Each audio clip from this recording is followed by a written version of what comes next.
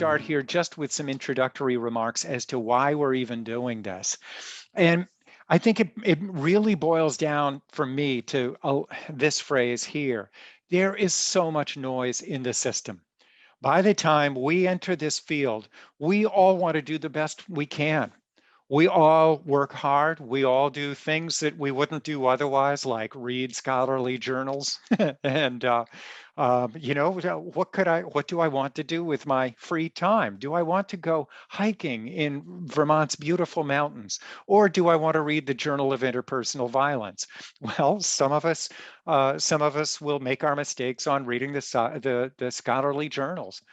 And at first, when we enter the field, it seems so simple. We have low reoffense rates, much lower than the general public thinks. We know that our reoffense rates are underreported because not everything gets reported to the police. And on the other hand, we know that once a person's been convicted of an egregious crime, there's a lot more eyes on that person, and it's more difficult very often to reoffend.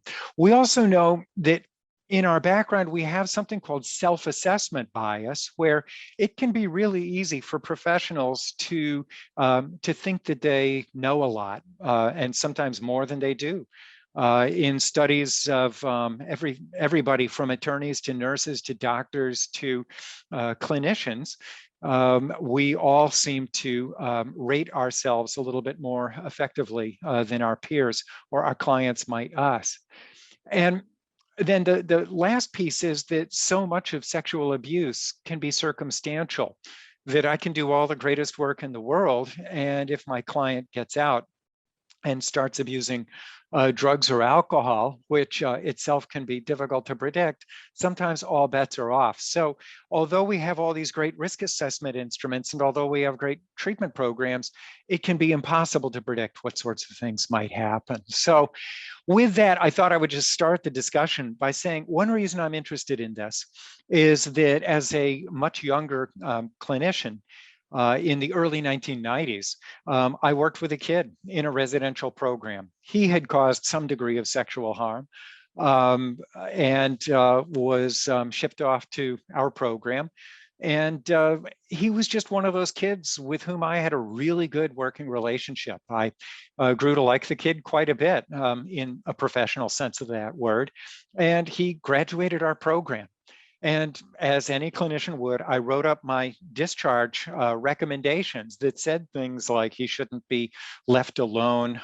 He needs to be supervised around children. He needs to get treatment in the community and all of these sorts of things.